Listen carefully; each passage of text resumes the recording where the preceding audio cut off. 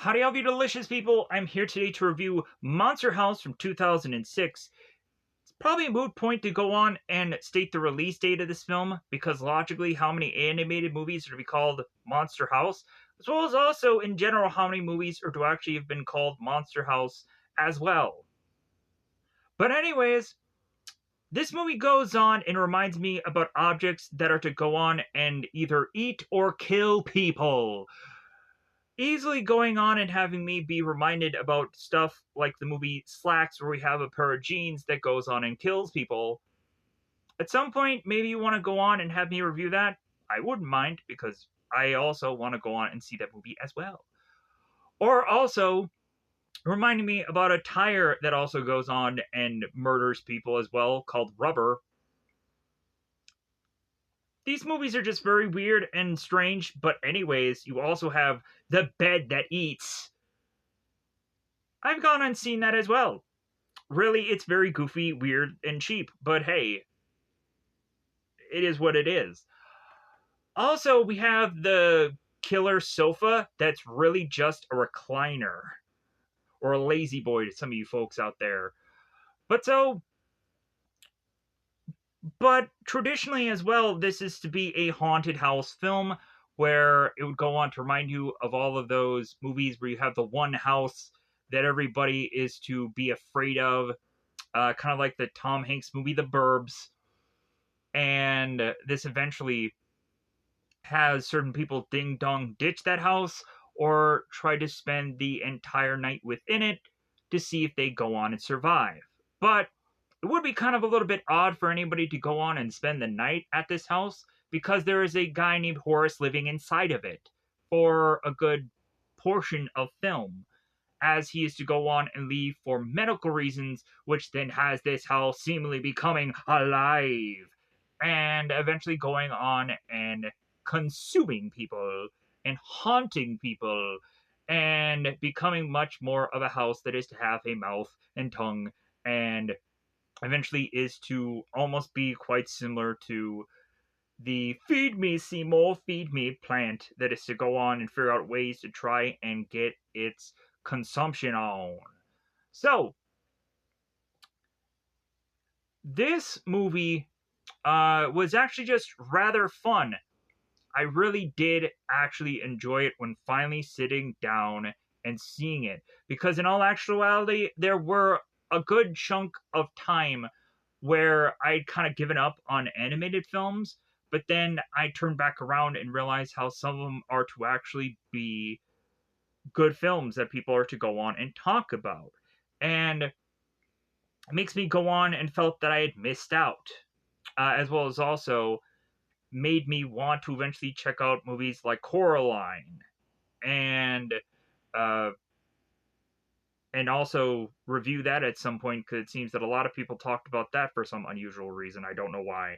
I only saw the trailer of it. I've heard certain people go on and do reviews and talk or whatever about it, but never fully had fledgedly seen it upon my life. Let me know in the comments below if any single of these other films go on and interest you, and I will have you state you need to demand it so, and I will then go on and do so by reviewing them. I know that they're all very goofy and weird films, but what else am I going to go on and review but other weird and goofy films that I've already gone on and done? Really, also consistently within this channel already, or currently to the second this recording. But so, which is be this one. But anyways, there's probably a reason that I am very rarely going on and stating what is actually happening in this film, because this movie is to just be another just kind of haunted house film, where we have two characters that eventually become three, that not only go on and are trying to prevent people from getting consumed from the outside of this house, but then are to also need to be forcibly going into the house and try to figure out a way to possibly defeat it. And at some point, trying to get the authorities or police involved, and I loved that kind of deputy-ish character, and his kind of liners and stuff like that. And eventually, what ends up happening to the cops is really kind of rather fun, because how they're just kind of small town cops and this and that.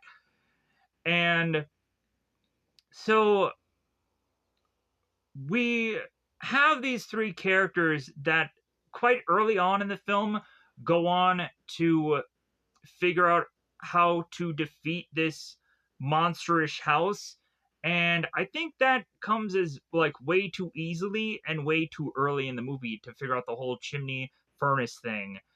And so also I feel that the whole thing about Constance was kind of like, I don't know if I can get behind this or not like it.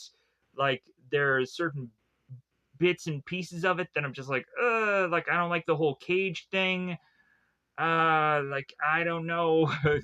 But regardless of anywhere around that, I really did go on and find this movie entertaining and enjoy it. And eventually also like the fact that like this house goes on to become kind of a Christine thing where when you think that you can go on to the story, it just kind of rebuilds itself until you have to go on and figure out the perfect way to actually defeat it. Uh, which logically in my brain would have just easily been, why not just burn the house down? But it seemed that they have to go through a more creative way to just take that house and take it down. This movie also kind of in some sorts reminds me of the movie Poltergeist because haunted house like film. But then again, you don't have a person being gone through a good chunk of that film besides Horace that is probably going into the light. Well, maybe they are kind of similar in a way. Because there is a questioning that DJ is to possibly think that he had gone on to kill Horace, which we'll go on and find out if that is true or not. Interestingly enough, we also had to find out that Horace was actually protecting the world from his own house. And I thought that was actually rather intriguing. But Horace also could not have left this house himself because he is to grow to love it because of how the story is to play out. With that said, I've probably given away more about this movie than I probably rationally should have. But also, I think we're also having me state that I probably said a number of other things that had nothing to do about this film. But with that said, let's go on and let's get into full on blown spoilers about this thing and really go into the nitty gritty details about this movie and get this review out there for y'all to see. So, with that said, I think it's about that time to go into this song and dance because I thought that this movie was a solid, good piece. Again, uh, there were, of course, a little bits of like problems that I had with like this movie being very convenient with the parents being gone for a number of days, as well as also this movie to be eventually to be, of course, another movie where it's around Halloween, and of course it does because it's a horror movie, and it has to just be like another movie that they can kind of push to a Halloween crowd. But then also the whole constant thing that I was just kind of like wavering back and forth about. But other than that, I think it's about that time to just go into spoiler time. Spoiler time. It's about that time I'm going to spoil this movie and whip out my phone and slam it down and just get everything that I have to have stated upon what is to have happened in this film from off of my phone, which has a character list, not a cast list, because with an animated thing, I could have a cast list, but then I would be like, okay, who are all these folks and who are all these people? And I would not know. Even though also there is a smaller cast list, which technically makes it a little bit easier to know who everyone is in this film, but still, I will probably at some point get a little bit confused. As well as also going on and having notes upon my phone to find my way to state what is to have happened through a good chunk of this movie. So, with that said, let's pause here and let's get all this stuff out. Alright, so we have a girl who is to be called Little Girl because she doesn't really have an actual name. These people who had gone on and made a cast list decided that they seriously wanted to have this one girl not actually have a name in this film, even though you see her more than once in this movie. So this little girl who doesn't have a name is making her way through the town, whereas a leaf is to have fallen and flown and done its little song and dance until it is to seemingly be making its way to this little girl's tricycle to have it be stuck as she's going on and saying, "Hi, Sky. Hi, Leaves. Hi, everybody. Hi." Yeah. So the girl ends up going and making her way to Horace's house, as I like to go on and state it, the monster house, and have her tricycle get stuck. And because of that bestuckening, I know that's not a word, but I just wanted to throw it out there. It was funny. We all of a sudden have this door open and this old man coming out. "Get off my lawn, trespasser! Run amucker!" No. "Do you want to get eaten alive, little girl that doesn't have a cast name?" "No." "Well, then get out of here."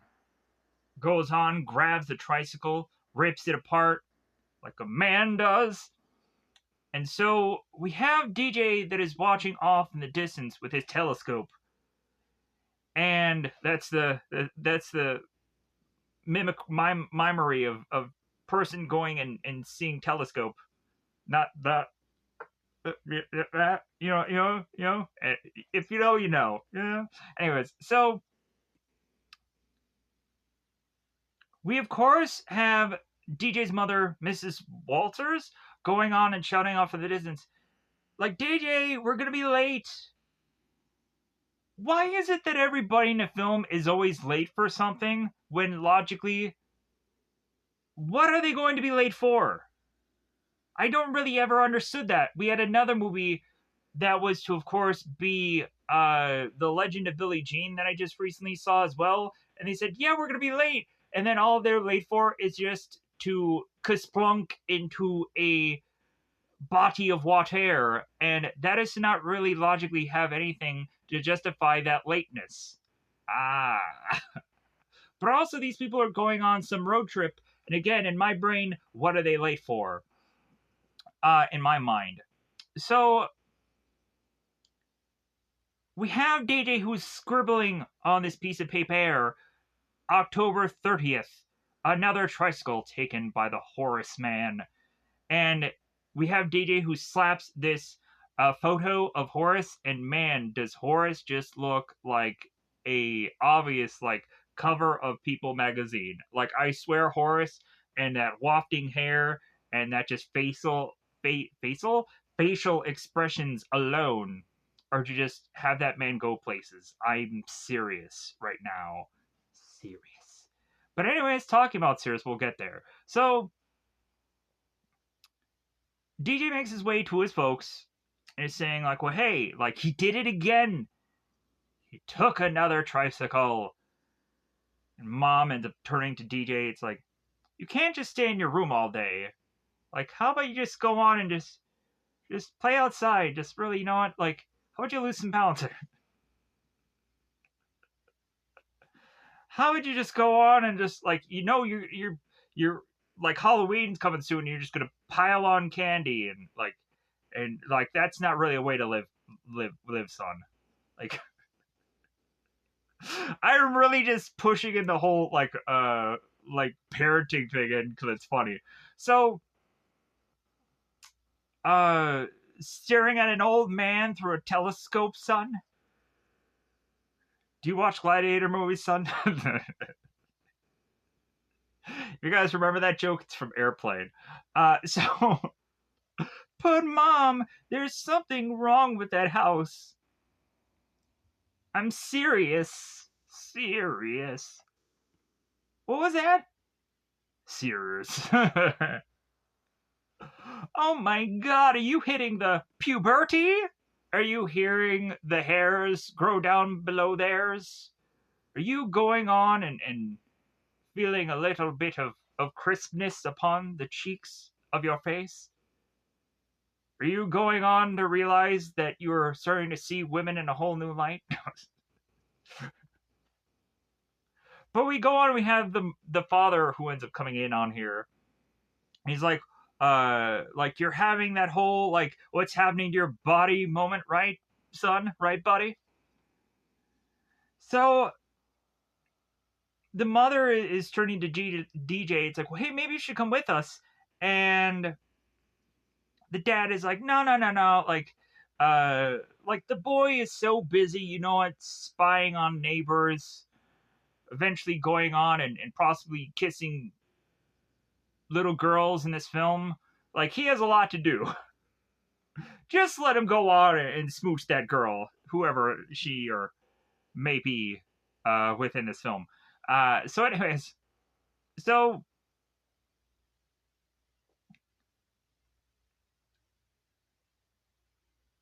we go on, and then we had the father who turns to son. It's like, well, yeah, like I went through the exact same thing at your age, son, and of course I was with binoculars, and it involved the lovely Jensen twins. So neither of which was as lovely as your beautiful mother. Anyways, so like I guess that was spying in the weird, goofy right way. But then again, he didn't end up with those twins. Sadly enough, that's the way the story just rattles on, I guess. So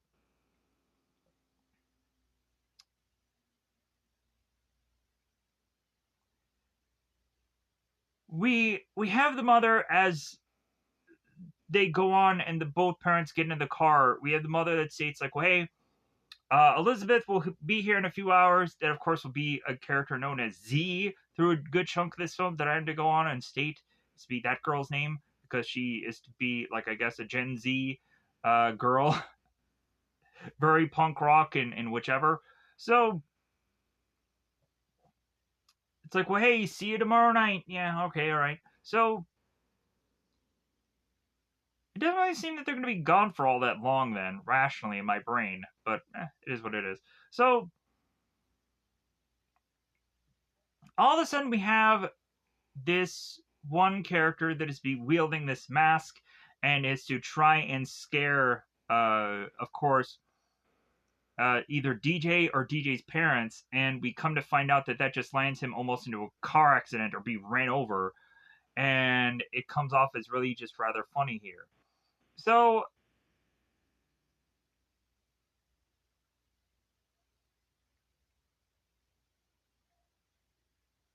we have Chowder that mentions uh, that he is sorry for the fact that he almost like kind of got into a wreck with GJ's parents' car because it's very hard to see with the mask that he has on, and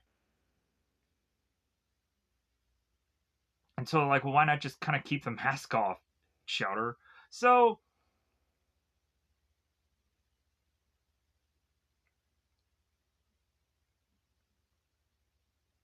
Chowder ends up stating that that the mask is very aerodynamic, I guess.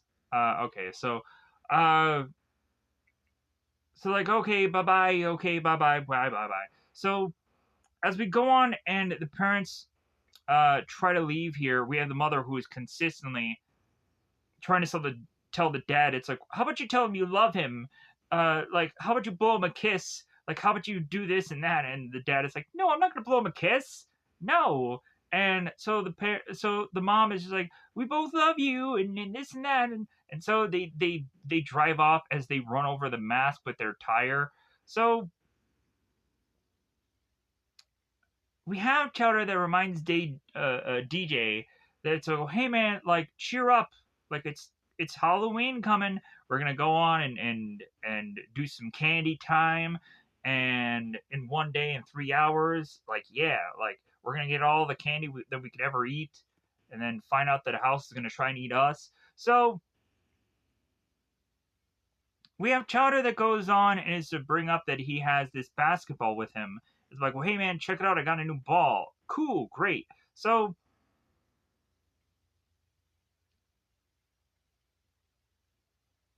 we have Chowder that is asking DG, DG, D, DJ, like, hey man, like, what are you gonna, where, like, have you decided what you're gonna dress up as? Either a uh, Skullgore or Skullzor, Gray Skull, who knows? Skullzor or Crypt Keeper. How about neither? How about you just dress as normal costume for once? How about you just wear something that's normal, kid? Anyways, so we have DJ that tells Chowder, it's like, you know what? I don't think I'm trick or treating this year. And Chowder's like, wait a minute, like, we've been doing this for like 6 years straight. Like, why are you wanting to give this all up now? And he's like, well, yeah, like every one of those years we either got jumped or we got egged. And maybe I'm getting a little too old for this. It's like, okay, Danny Glover. Or is it Donald Glover? Danny, Donald, one of those guys, the one guy that did the Lethal Weapon movie. I'm getting too old for this. Yeah. Uh, so Chowder ends up taking the ball. He's like, okay, 3 seconds on the clock. I'm playing basketball. It's time for an in your face disgrace. And so we go on, and Chowder ends up going for the ball, and he ends up hurting his nose, and he ends up falling backwards, and is like, oh, my nose is in my brain. And so DJ is like, oh my god, let me see. Oh my god. And Chowder's like, what? It's like, you're a dork. So they all of a sudden don't realize that the basketball is to have made it to Horace's yard. The Clint Eastwood character, get off my lawn. And so that then goes on to then have Chowder, who's looking at DJ, and be like, well, hey, you're grown up now. Go get it. Go get the ball. And DJ is like, your ball just landed in Nebercracker's yard, Horace's yard. That ball doesn't exist anymore. It's dead to me. It's dead to the world. Don't go there. Like, it's basically like going into Bed Bath and Beyond. You're never gonna come back. You never come back, kid. So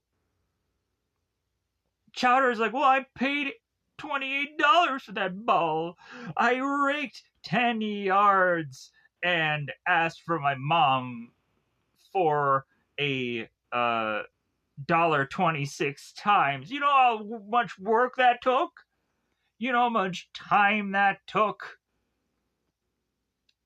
I'm paraphrasing heavily here, but I'm trying to make it more of a funny thing. So, I've never worked that hard in my life. So, DJ makes the clear consensus that maybe Horace is sleeping. Oddly, probably during the middle of the day, or like, do you think the elderly actually sleeps? No. Like, they fall asleep way too early in the night and wake up too early in the morning. They're always awake. So, we have DJ that starts to just make his way in the yard, and we have Horace who's like, I'll never forget this, but I'll probably forget you as soon as you die. So we have DJ that starts to make his way into the lawn, and we have Horace that makes it out of the door, and he's like, like, what have you done? Oh, I'm so sorry. I didn't mean. You are dead. Dead to me. Help, Chowder. You think you can terrorize my yard, boy? No, I'm sorry. You want to be a dead person. No, I love life. This place is not a playground for children, and if it is, it would probably say the word playground somewhere on it, you'd think. You would think there would be little bells and whistles and little, like swings and I'm getting way too ahead of myself with this whole entire joke, but I keep going into it because it's funny. But so,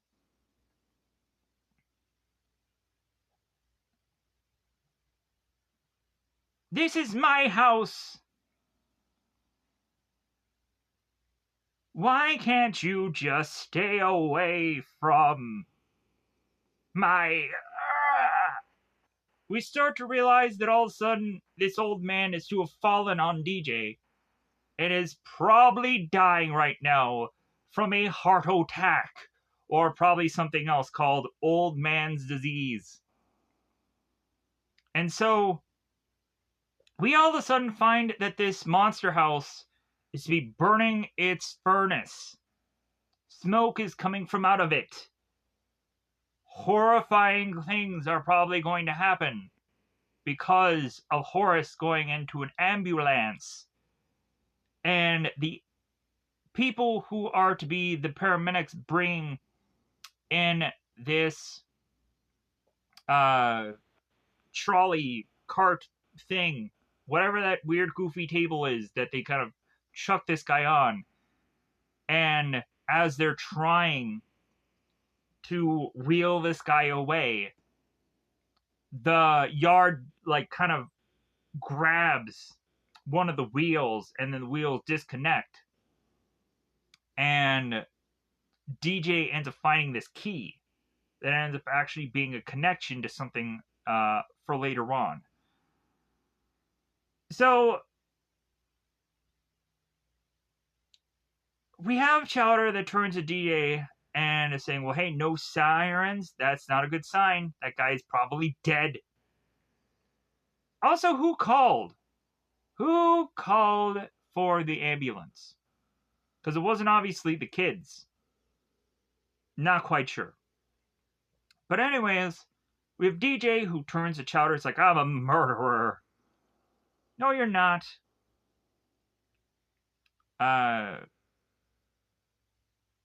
I'm not? When it's an accident, they call it a manslaughter. So you're a manslaughterer. And so DJ is like, I think I'm going to throw up. So they all of a sudden notice that the babysitter's here. And then there may be just a twinkling in their eyes of just like, well, hey, like, let's forget all about a murderer manslaughter thing that just happened here. And instead look at this hot babysitter that we probably won't go on and find really any real actual romantic interest in, because it seems that she's already just straightforward, just not any real thinking of DJ babysitter thing, because it seems that Z is eventually going to go on and have her own boyfriend called Bones, making his way to be this really goofy, annoying guy that no one loves. Sadly enough, R.I.P. Bones. Or maybe not R.I.P. Bones, because technically he's the only guy that doesn't die in this film.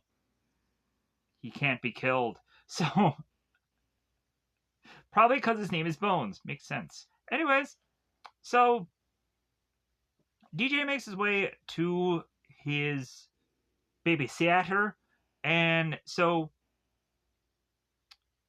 we have Z, who is Elizabeth, that is going on and asking DJ, like, hey, I just saw an ambulance. Did I miss anything? Any cool stuff going on? And she's like, hello. So we have DJ and we have Elizabeth just having a little bit of convo here. So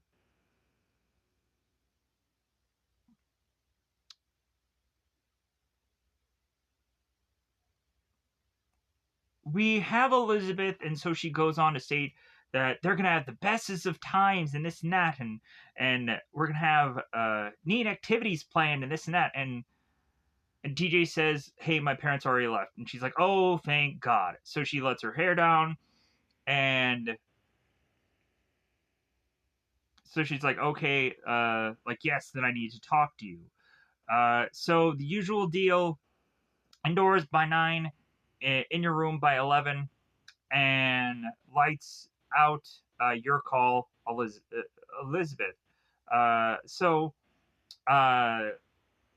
Elizabeth states, like, oh, like, my name is not Elizabeth, it's Z now. Sure. Because she just likes the very tail end of the alphabet. So, now listen up, I control the TV, the stereo, the phones, your life. I don't do board games, shrinky dips or tucked ins, whatever the heck that she was saying, shrinky dinkies, whatever that is. I'm not your mother. I'm not your friend. I'm not even a person to you. Don't even know I'm here. Don't even think that I'm here. Don't even cry out to me in the night because I won't be there to just nestle you and protect you from whatever is to be a thing that you hate or fear. So, logically, that should have been the route that she would have went, but she didn't. Anyways, moving on. So, we of course have DJ in retort state, don't talk to me like I'm a baby, like I'm a female baby, or male baby, or an infant, or fetus. I'm practically a grown up. Even though logically you're still having to babysit me, I'm still technically almost grown up. I am probably getting the hairs, dare say somewheres, but hey. I don't even need you here, Elizabeth. Gosh, DJ, why'd you, why'd you break that? Z is to go on and grab this pot and just take it and chuck it onto the ground. And that is the whole reason why I had that bit of dialogue, because I didn't see that whole picture or whatever was going on there. So DJ is to turn to Z like, well, I didn't break that. And she's like, well, did you? It's my word against yours. So, and also, who are they going to believe? So Z goes on and she puts in her Skull and Bones Live at the Schmel. I'm going to say Schmel because it sounds like it. Or it looks like it and it tastes like it. So Z is all of a sudden just kind of bumping and grinding her bate to these fun tunes. So DJ makes his way back to his room where he chucks this key onto this piece of paper and is to look out on that haunted house. So DJ makes his way into his bed for the night, and the house to weirdly have a shadow that is to make its way even into DJ's room, to the point of almost having a hand now grasping to try and get to DJ. But all is for naught here, as DJ, it seems, is to wake up with a phone call of a neighbor of his, and so he ends up answering the phone call. When he answers, there's nobody on the other line. It's like, hey, hello.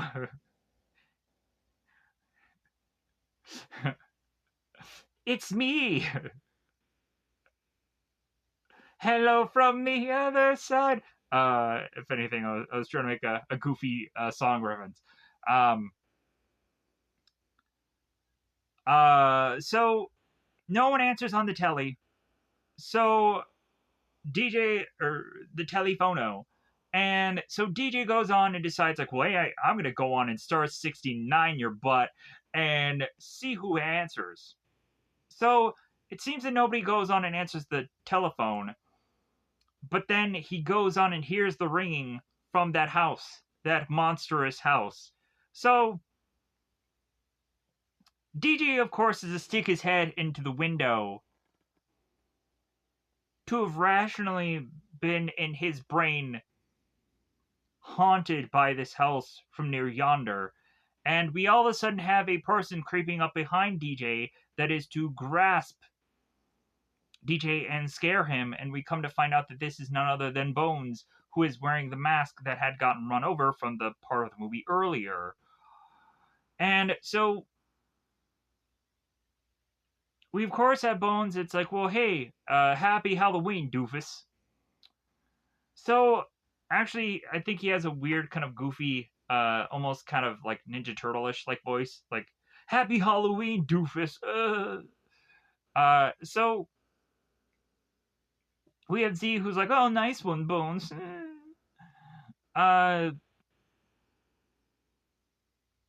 Look at his face. That's funny. You're not supposed to have friends over. Who is this? This is Bones. What's up? And anyway, Cantaloupe, let's not open up the rule book, okay? Because if anything, shouldn't you be sleeping? Shouldn't you be at your bedtime? So,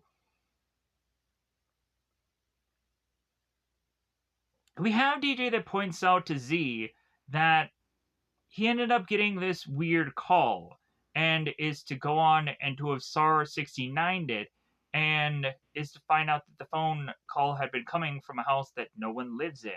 And so Z ends up looking out the window to realize it's like, oh, well, you just called the neighbors. Good for you. Like, so, but again, like, we have DJ who's like, well, like, he called me. I just star 69'd him. So,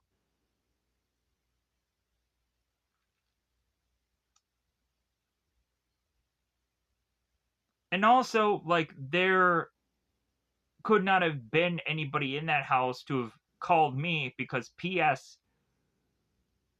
Horace was to have gone on and to have supposedly died today. So, who had called me from that house? So,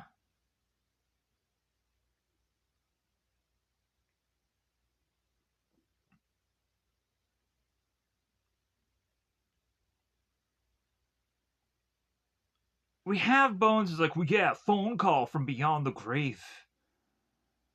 So, we again have Bones who is trying to just make goofy fun with DJ here and going on and wrecking his little stuffed bunny as like DJ is to like have the bunny be a her and Bones is like, oh, it's a her, is it? And so he just starts beating it up more. So eventually Z is to grab Bones and have them kind of leave. And so we have DJ that goes on and looks back at the house as the house, it seems, to open up this window and then close it. So we have DJ eventually going on to call Chowder here. And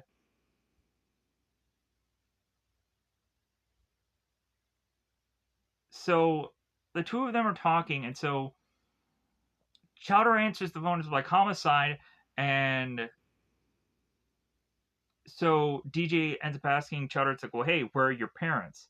And uh and Chowder says that his dad's at the pharmacy. So it's like, okay. And his mother is at the movies with her personal trainer. So we have DJ that tells Chowder here to meet him at the danger zone now, which ends up being this luxury towers thing that isn't quite being built yet, and that's what I guess they call the danger zone. So while DJ is sneaking off to go to his secret place, we find both Z and Bones are going on and they're trying to possibly get intimate here, as well as also Bones just being a jerk. So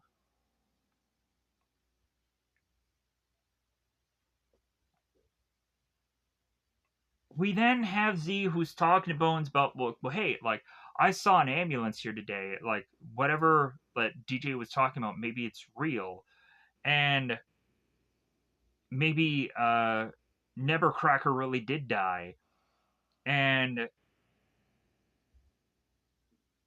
Bones is just like, well, we should be so lucky. That guy is evil. No, he's just a cranky old dude. When I was 10 years old, I had a kite, an awesome, sweet kite. I could fly it so high, you couldn't see it. One day, it crashed down.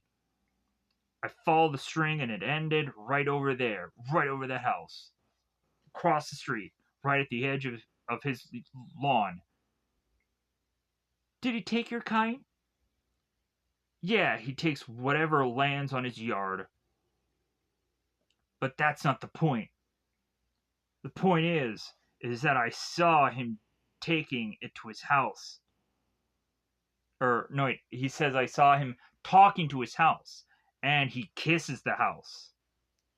But that goes on and seems weird, but then we eventually realize that Horace and his house have this bizarrish spiritual connection between one another because the actual house is the spirit of his wife. So that's the reason why he's kissing his house, bizarrely. So, and also he ends up like stating here, like everybody knows what he did to his wife. What did he do to her? He ate her. And so we again have Bones who's thrusting onto Z so much so that she throws him out.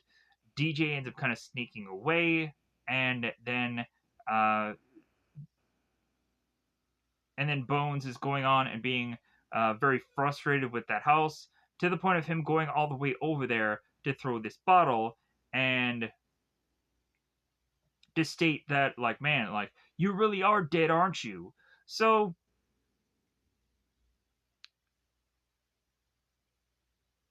we have Bones who is kind of going onto the lawn and dancing over the lawn, and eventually we all of a sudden see this door open and this kite appears. And so it's like, oh my god, my awesome kite. And so we have Bones that goes on to seek out his kite, and this of course ends up having uh Bones getting sucked into this house and disappears for a good chunk of the rest of this film. He doesn't die though. I don't know why, but he doesn't die. So DJ and Chowder make their way to the luxury towers. And so this is a place that is just a construction site because it's a just underdeveloped place, like I'd gone on and already probably stated somewhere. So as DJ is calling for Chowder and almost falling into a little bit of crevasse here, we eventually come to find that Chowder is in one of these bulldozer-ish machines, and at some point, as they're going on and talking here, Chowder ends up accidentally turning the machine on and doesn't know how to turn it back off again. Because bizarrely, the key is weirdly still in the machine. I don't know why, but it's still there. So DJ is to tell Chowder that Nevercracker is back from the dead. I don't know why they didn't go on and just call him Horace, but I guess Nevercracker is just a weird, goofy name that they had for this character, so they just went with it. So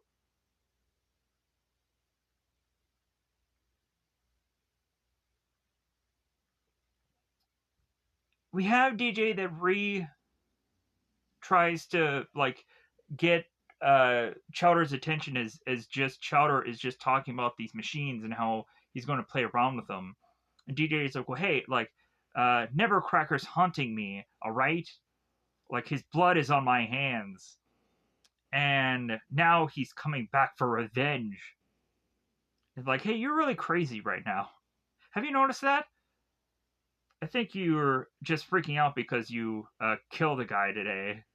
Life goes on. Try and relax, be cool, like me, you know?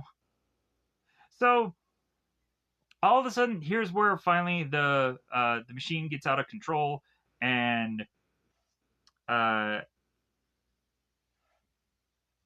they're trying to figure out a way to shut this thing off. So DJ is turning to Chowder after they figure out how to shut this thing down. DJ turns to Chowder. It's like, well, hey, I need your help. It's like, well, hey, if you want my help, it's all about three simple words: trick or treat. Like, I help you, you trick or treat with me, and like another year tradition of trick or treating is to have had to stay. Because of course, I'm sure Chowder definitely wants bags of candy, as well as also, I'm sure, uh, DJ is to probably just want to get out of the house. So, and like, yeah, so interestingly enough, like when DJ's mother is to tell him, like, yeah, you should really start getting out of the house, he is to go on and not want to do the one holiday that has him go out of the house. It's kind of funny and weird. But so, anyways, DJ agrees to the whole trick or treating thing and this and that, and so they make their way back to the house. And so Chowder is like, well, like the haunting is subtle, yet really, really boring. Is this why nobody will sit next to us at lunch? Uh, I'll go ding dong ditch the house, and you'll see no ghosts. So Chowder starts to make his way by crawling closer and closer to the house, and DJ is trying to get Chowder back to the house. Like, hey man, like come back, come back. So Chowder ends up finding the bottle in the yard, and it's like, oh hey, yeah, a bottle. And he's like, put that down. And as he goes on and puts it down, all of a sudden the bottle disappears. So we then finally have Chowder who makes it to the front of the house, and he then turns around and it's like, oh hey DJ, who am I? And then so he starts to act like Horace, and he's like, get off my lawn. So he ding dong ditches, and the door opens, and all of a sudden the house is to open up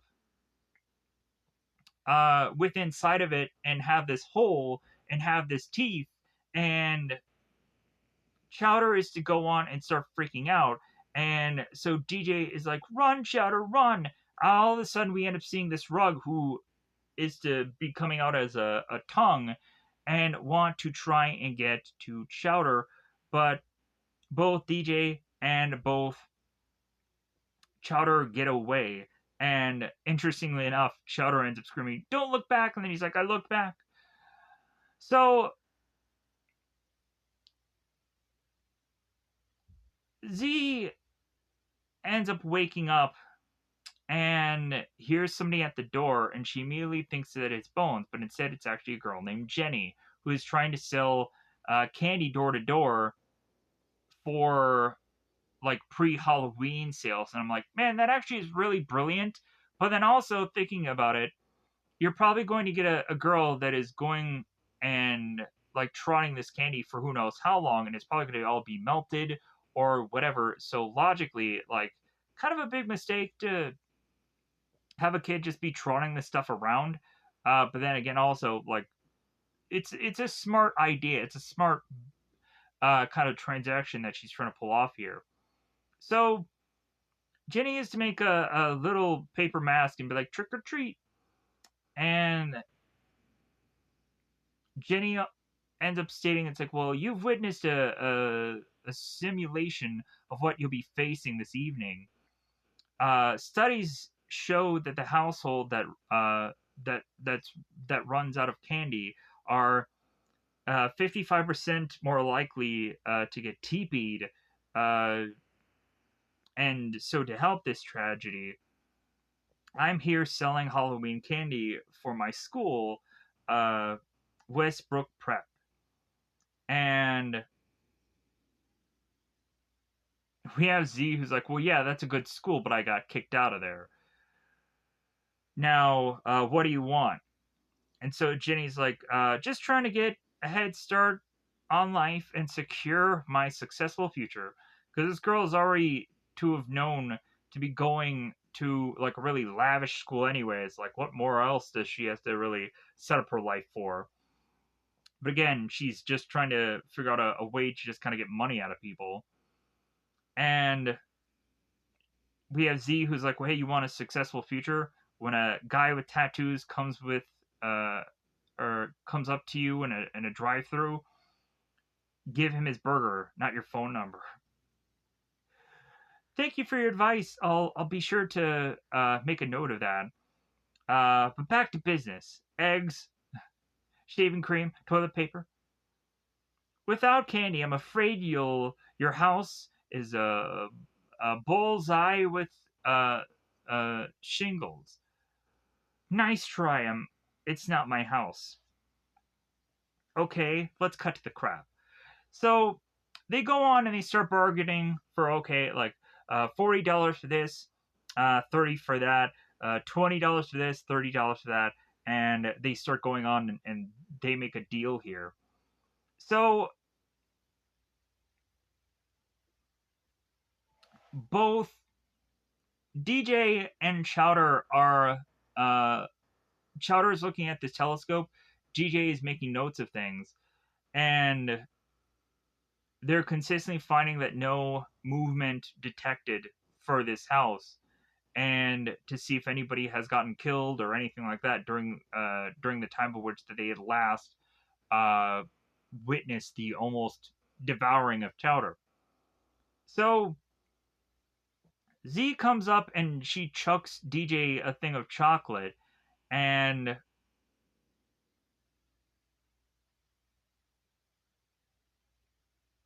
so uh, TJ is just like, "Oh my god, our cover is blown," and because Z goes on and turns on this light, and so they're all just kind of scrambling, and so like Chowder's just yelling detectable movements, and Z ends up looking at these kids like, God, you guys are really weirdos. So we have Chowder that goes on and has to tell Z about the house that is trying to eat people. So they've been watching this house all night, and they haven't even left the room once, even to the point of them realizing that they are peeing in these bottles. And so Z is like, well, man, what disease do you guys have? Like, what's wrong with you? So she's like, I'm sure, like I've got letters, and they'll make pills for it, whatever that means. But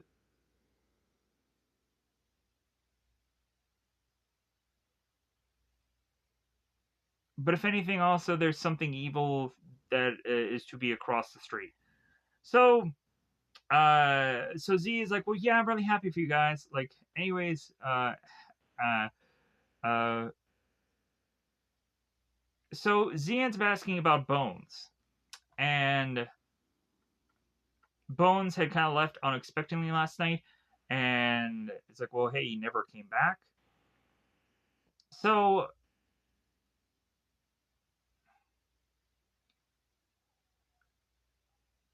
Z is like, you know what, I just don't have time for this, so she walks off. And so Chowder's like, well, hey, listen, Z, I don't know how to tell you this. Your boyfriend is most likely been eaten alive by the house. Uh, and states the word Sherry Clausen. Happy Halloween, losers. So they start to look through the telescope here and realize that Jenny is making her way to that house, and they're really very much focused on just Jenny there and not where she's actually going. But then they eventually realize that she's going to this house, and so they rush out to stop Jenny, and Jenny tells the guys like, well, like are you guys mentally challenged? Like if you are, like I'm certified to teach you baseball. So all of a sudden the house starts to crackle, and the house starts to turn into a mouth, and all of a sudden Jenny, who is to have fallen on her uh her thing that she's wheeling around, this little red wagon thing that she's wheeling around, eventually this lands her on uh these sidewalk things that are kind of raising way up into the sky. And so we start to see that these sidewalk pieces are eventually going to land Jenny into the mouth of this house as this red wagon has already gotten there. As Jenny is to go on and be close to getting into the house, the two guys grab her, and we then have Z who makes her way outside and is stating that there is some angry parent that wants to talk to some guy named Chowder. And so Chowder realizes that his mother is called because he isn't home. So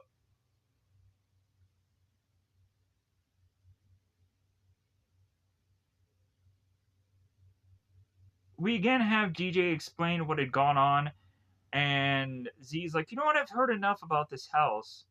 And so she makes her way to the house to just kind of investigate on her own. But DJ pulls her aside. He's like, no, like, you know what, you are right. Like, I'm just having a lot of puberty right now. And he turns to DJ. It's like, you know what, no more Mountain Dew. So Z is still going on and trying to figure out where Bones is. And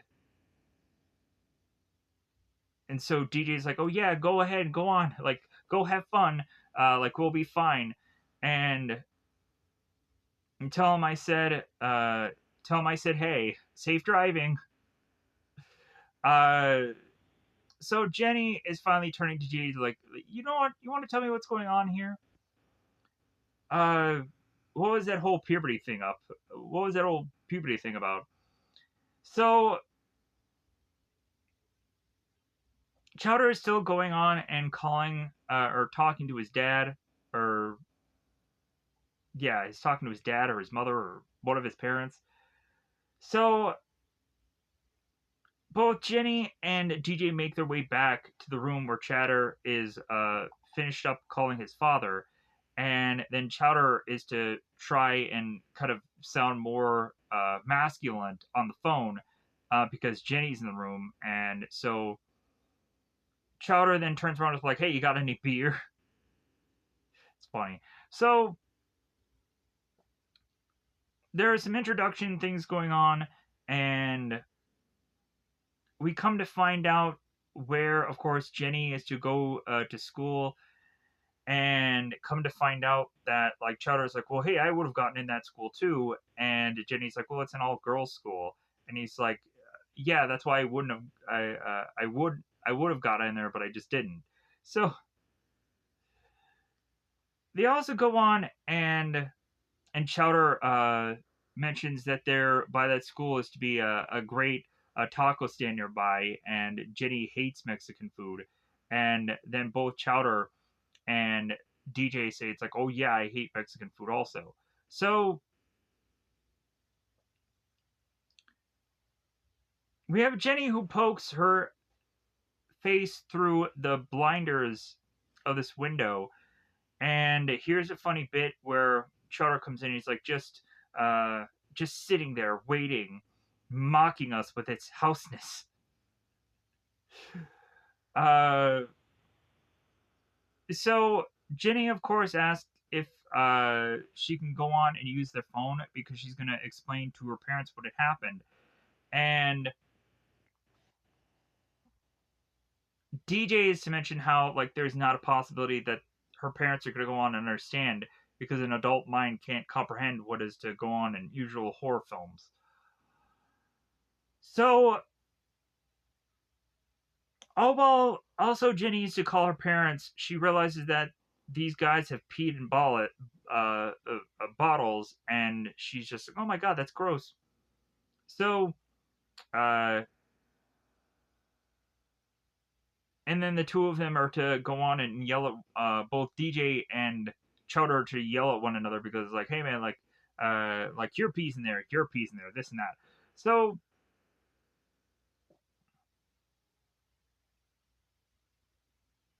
as Jenny is to go on and try to explain this to her parents, which or her parent or whatever, they don't believe her at all, and of course they don't. So DJ and Chowder are going on and talking about, oh, like you hate Mexican food, huh? Like when did that start? and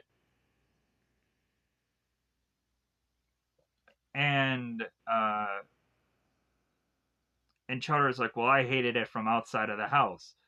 Uh, Fine, let's be technical. Okay, I started hitting it through the telescope,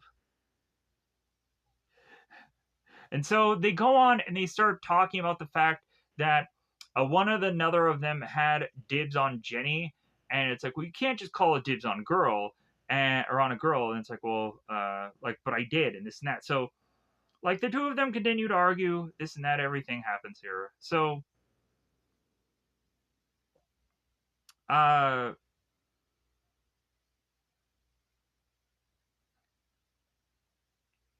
we have Jenny who is to go on and say that her parents didn't believe her, and then she's like, "Well, hey, you're like normally I wouldn't go on and spend time with guys like you, uh, but that house though is trying to eat people, and like you've got my attention for an hour, and then we'll come to find that you'll get her attention for a lot longer than that."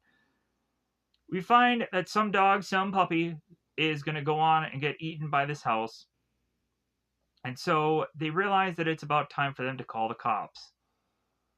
So the kids make their way to be close to this house, and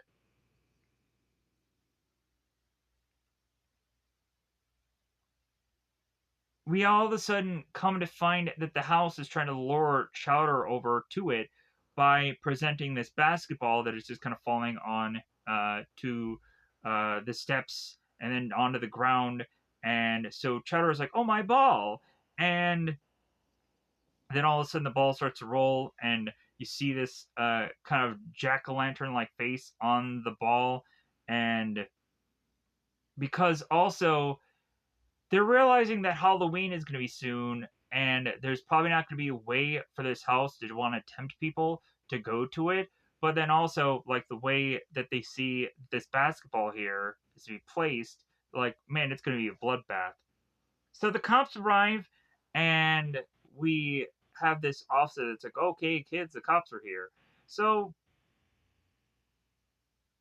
the cop is just like, well, hey, uh, like you caught me before. Like I was really busy before wrestling a bear claw when you guys called, and he was like, I was eating a donut. It's like, yeah, of course, because stereotypical cop things we have to just state here. So uh, we come to find out that there's a rookie next to the cop, and he's been on the job for a week. Uh, so they go on and they state that there's a dangerous creature inside the house, and that's what they are led to believe. And it may have killed a man and a dog.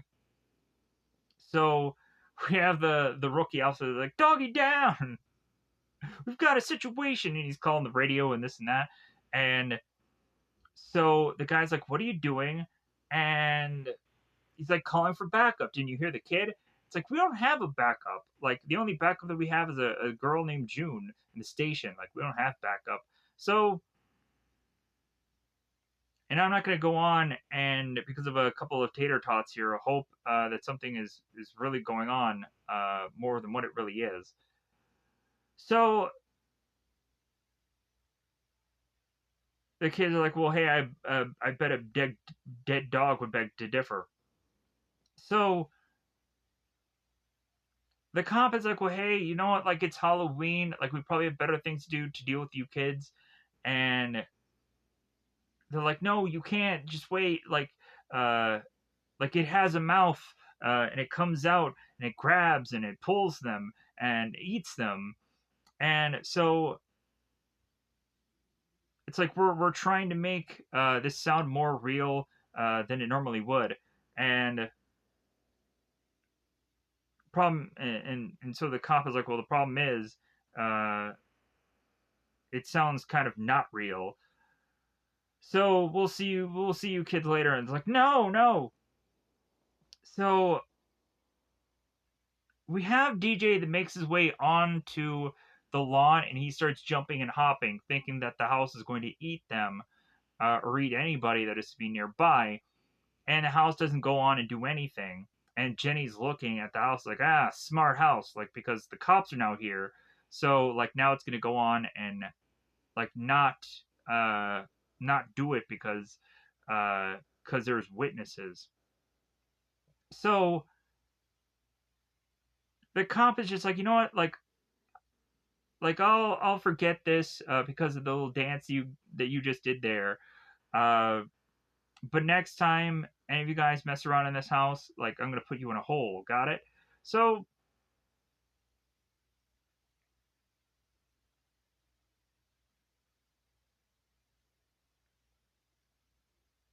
they go on and they start realizing that like the cops won't help them because heaven forbid you rely on the government. And DJ just decides that they have to call in an expert, a guy named Skull. And this guy is going on and spending way too much time on this arcade to really do much of any real help here. So they go on and state how this guy is to be this champion and is to have spent 4 days playing this one arcade game, this and that, whatever have you. I'm getting a little just quick to the draw here, so I can kind of wrap this bad boy up a lot quicker. And plus, also, like, there's just a lot of dialogue about this guy, and it doesn't really mean a whole hell of a beans because he's not really going to be doing much with this film. So, uh, so they go on and they talk to this guy, and they talk to him about like old man Nevercracker's house is possessed, and they need to know how to destroy it before it kills people. And so Skull ends up telling the kids like, well, hey, uh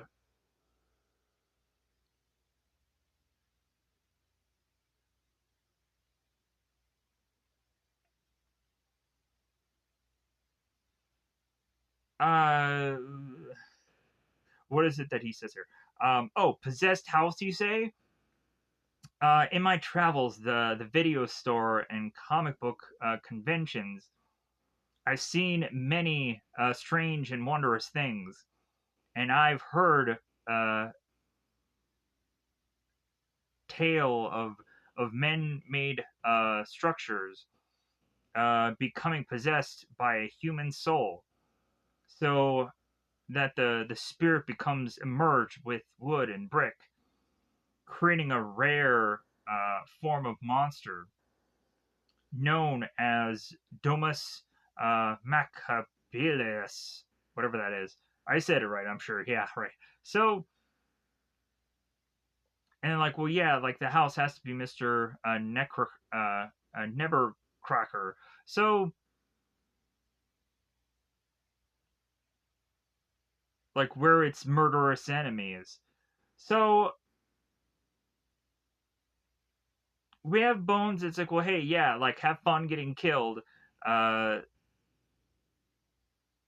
so, but the kid is just like, well, it's like, so how do we kill it? And it's like, well, you got to strike at the source of life, the heart of the house. And it's like, well, houses don't have hearts. And it's like, well, you might be right about that. Sorry, children, but I've gotten some kind of very important business to take care of, and I'll be seeing you later. So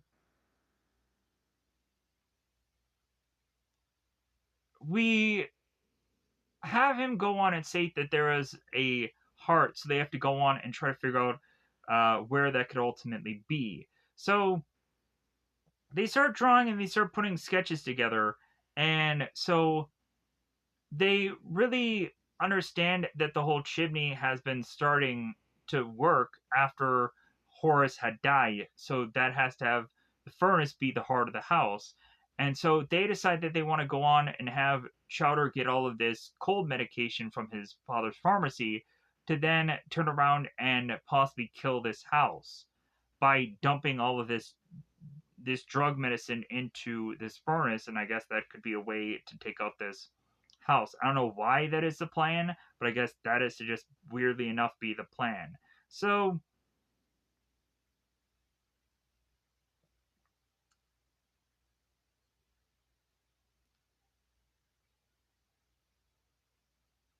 we have Chowder that, of course, is very hesitant about going inside the house, and like, because of course he's gonna realize, like, well, hey, if we go inside the house, we're gonna die. And Chowder is also realizing that he's probably gonna have to steal all of those drugs from his father's pharmacy, and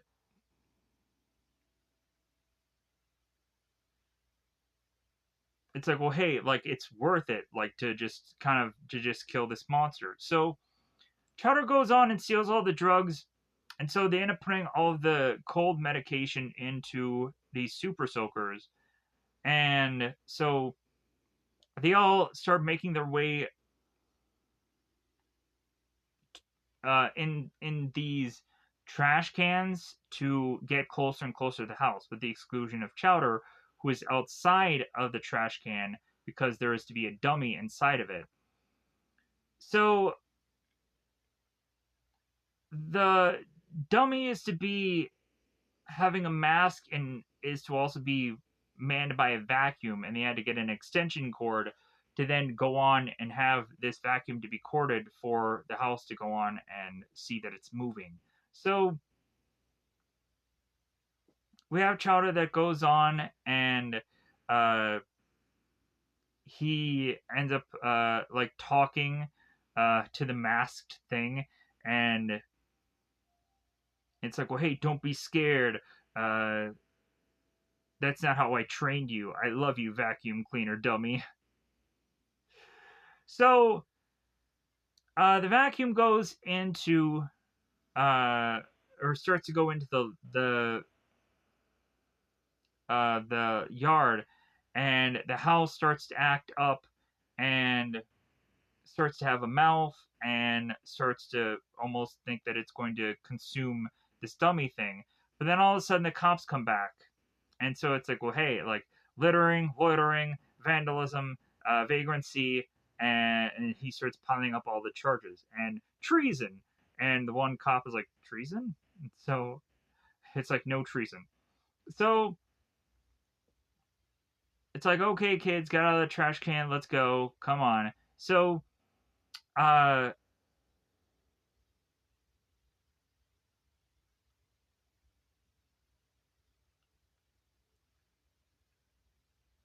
the kids are wielding these super soakers, and so they have to drop it on the ground. So as the sheriff is to go on and look at the weird dummy, uh,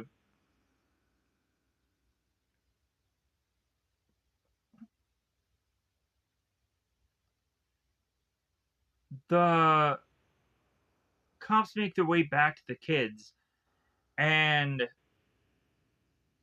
as the kids start to go one by one into the cop car, uh, the two of them are talking about how they're super cops and this and that. So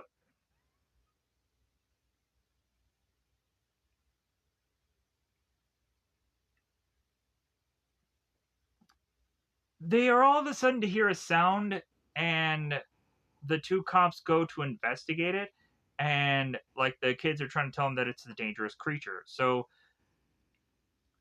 the deputy character, the rookie character, is to make his way to the house, and so this ends up having the sheriff be by the front of the house while the other deputy guy goes off to the side and is to realize that the tree is all of a sudden moving. So the tree goes on and starts to attack this deputy, and the sheriff is to be dragged in uh, the house via this rug, and so the two of them are to go on and get killed here. So this then has the house that is to then grab the car and try to consume the kids within this car also.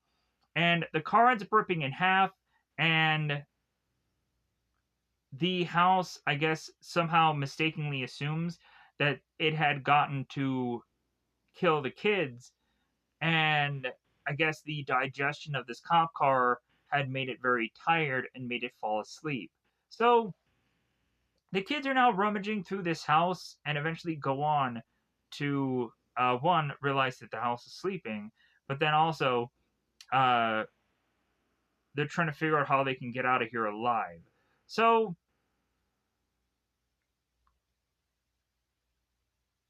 they come to find within this house that Horace had gone on to have some military background, and he had, I guess, been involved in explosives. So they end up finding a box of explosives, a thing of dynamite, and also uh, we are to assume that Horace is to possibly have a thing of dynamite, to where maybe there in Horace's own mind would be at a point where maybe if the house ends up getting uh like too much for him, like he may go on and have to have used this as a last resort, which he ends up doing anyways. But then also maybe by the time he gets closer and closer to death, like maybe using the dynamite to just like realize that he can't go on and control this house anymore. I don't know.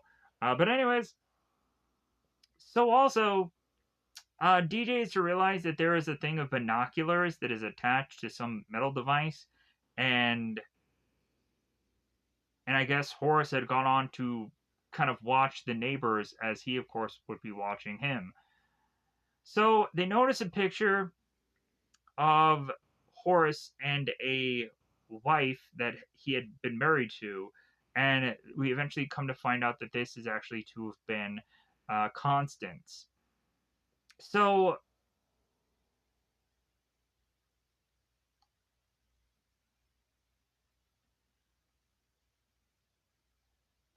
so yeah, so let's push on here. So uh we have a moment here where it seems that the kids are going on uh,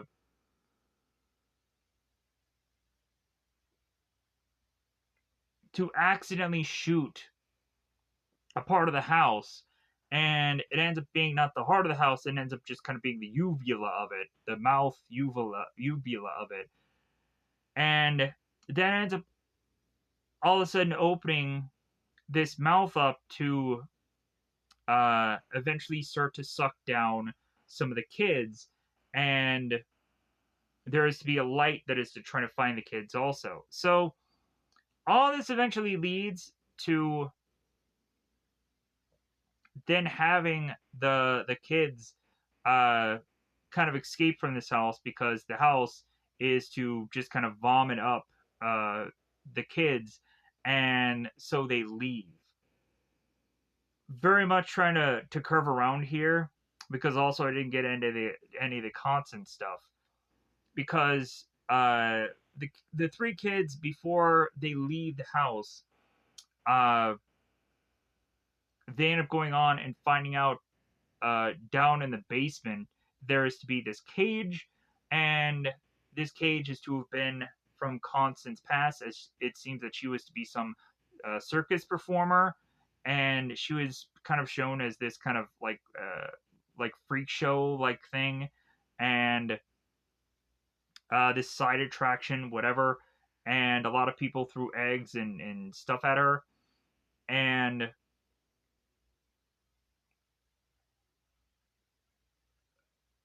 DJ goes on and finds out that that gold key that he stumbled upon earlier is to be the unlocking of this cage. And so they go on to realize that there is this concrete body that is laying there, that, of course, is to be of Constance. So they kind of preserve the body in some way.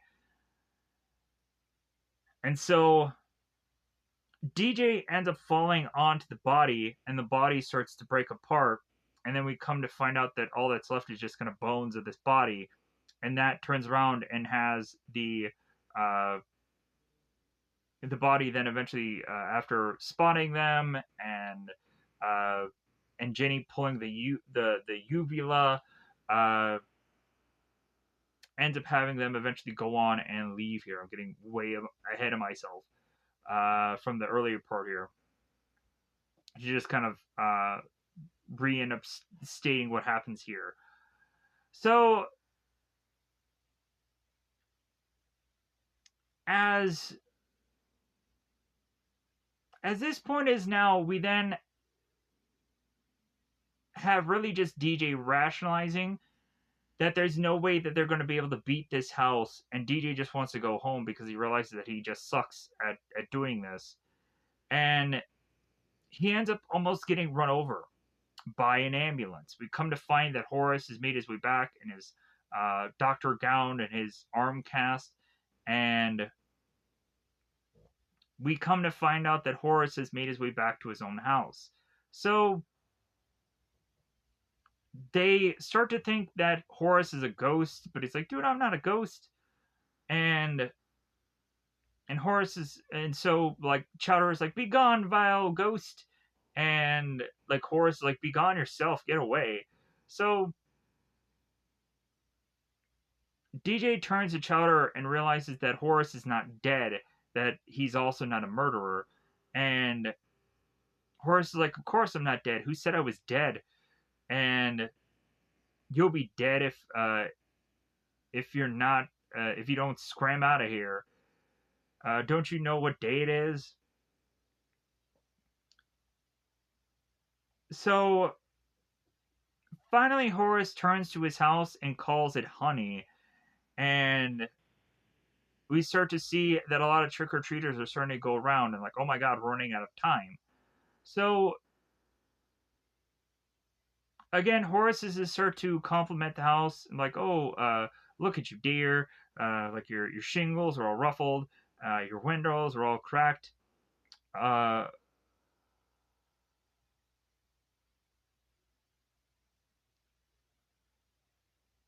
but if anything, like he'll go on and he'll try to fix her up. So DJ then realizes that the house has to be uh, Constance, not Horace here. So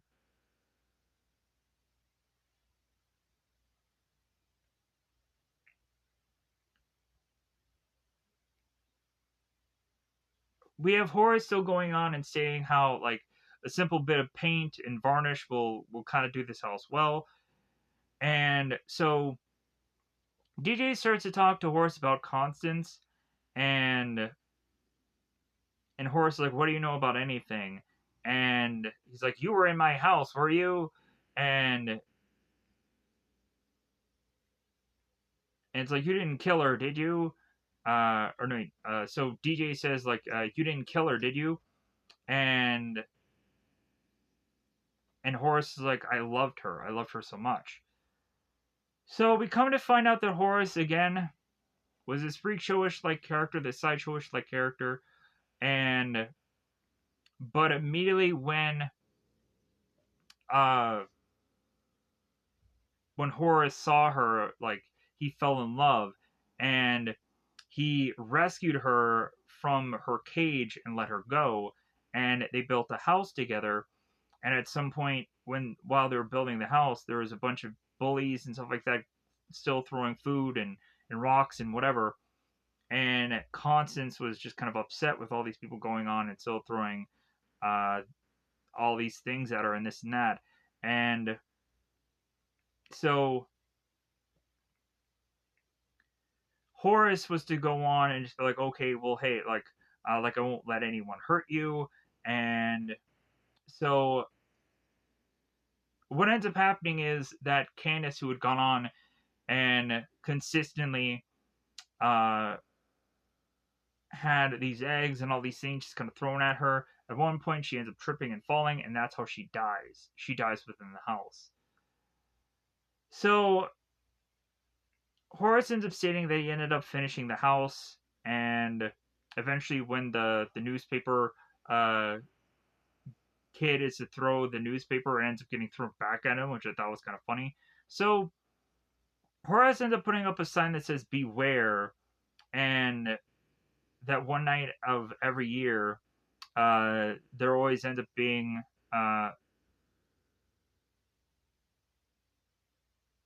some precautions to be taken when some kids are to try and trick or treat. So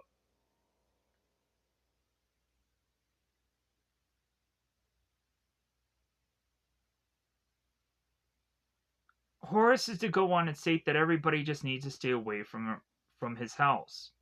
Uh, that the house goes on and attacks anyone who comes near. So Horace ends up turning the house like, I'm coming, dear. So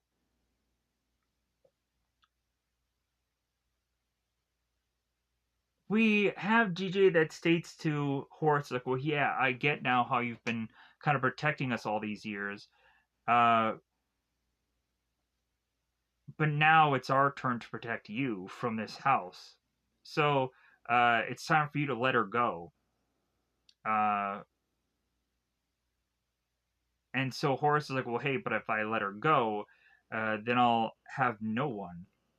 And so here is where the house starts to, uh, starts to really just devolve in a more monstrous being, and like the trees become like its arms, and then it starts to move, and so now all the kids are running around, and Horace is grabbing this box of dynamite for them to run off with to eventually figure out to destroy this beast, this monstrous house.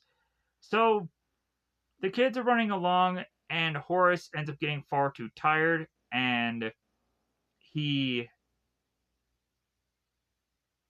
and so DJ is trying to get Horace to continue to go here, and he's like, no, no, no, like go on, I'll be all right. Like I'll just like lie here and I'll just take it. He doesn't die here. He's fine. So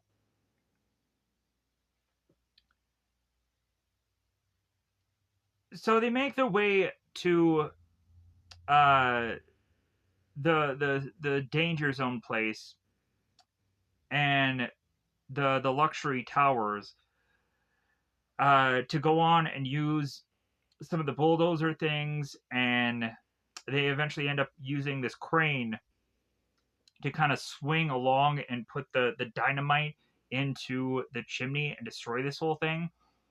Uh, but we also have Horace that is trying to distract uh, the house a little bit by just kind of giving the kids time to just kind of get away a little bit. So he's like, "Oh, there, girl, my sweet. You've been a bad girl, haven't you? You've hurt people. Uh, oh, Constance. Oh, we've always known this day would come, haven't we? Uh, I have to make things right." And so here's where Horace ends up getting the dynamite out, and it seems that he is so close to lighting it, and so all of a sudden the bulldozer comes in, and the bulldozer tries to go on and tries to attack this house. So Horace then goes on and hands out the stick of dynamite to DJ. It's like, oh, like take this, and uh, and so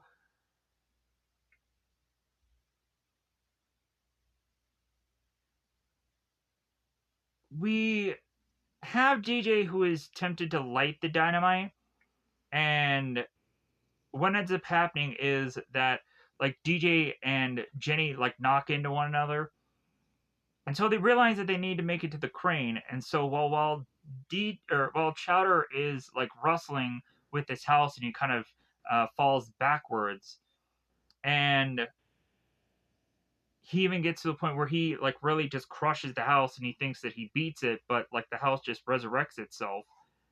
And like there was a moment where both DJ and Jenny think that all is resolved here, and they kiss, and then the house resurrects itself, and it's like, oh no, like that's not fair. So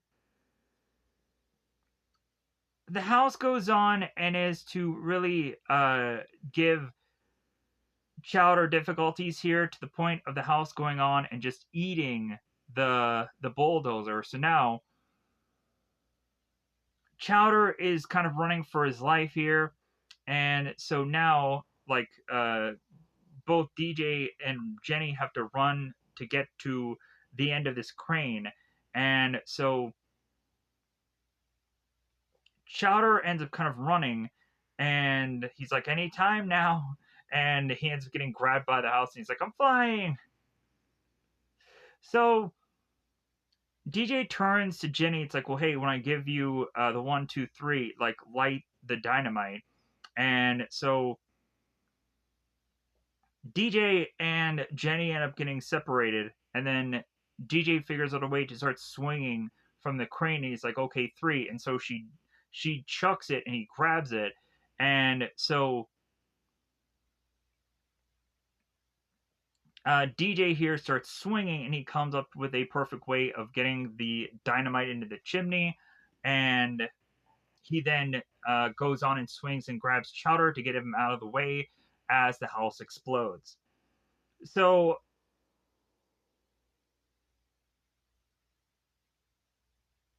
the 3 kids meet back up with Horace, who is now having this last moment with his wife, uh, Constance, as she's a ghost now, and then she goes off into the afterlife. And we have DJ, who's like, well, hey, like, I'm sorry about your house. And Horace is like, am I, and your, or no, and DJ's like, and your wife, and your housewife. And Horace is like, 45 years. We've been trapped for 45 years, and we're free. We're free. So we turn around and we find out that all the kids are making their way back to Horace's house, trick or treating, and what they're getting for their trick or treat is every one of their stuff back to them. And so Jenny ends up realizing that she sees her mom, and so Jenny turns to the kids like, well, hey, we should hang out again sometime. And Jenny turns to DJ. It's like, well, hey, good luck with your puberty. So Chowder turns to DJ. It's like, well, hey, she grabbed my butt. And DJ is like, well, that's nice. It's like, she kissed me. Like, so whatever. So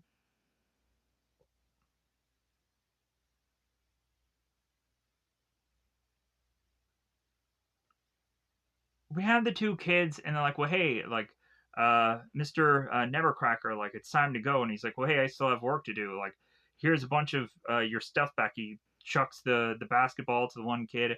And so again, we have Horace is like, well, get off my lawn. And he's like, no, I'm just kidding.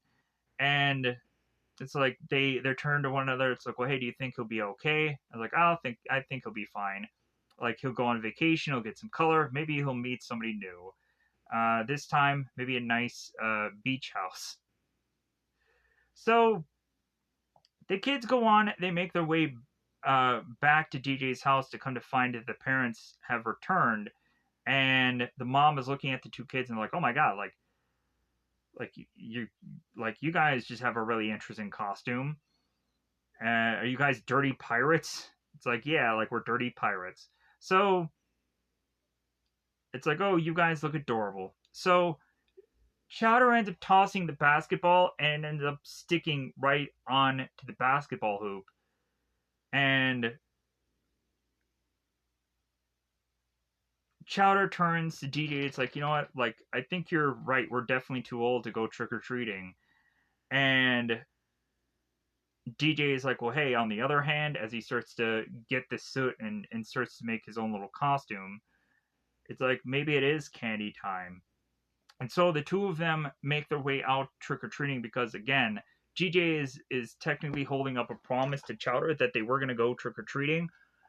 And then by the end of this tale, we end up seeing Bones coming from out of this house, and I believe he still has his kite or doesn't have his kite. I'm not quite sure, but that's the way the movie just finishes up. I'm gonna get out of here. Goodbye, everybody.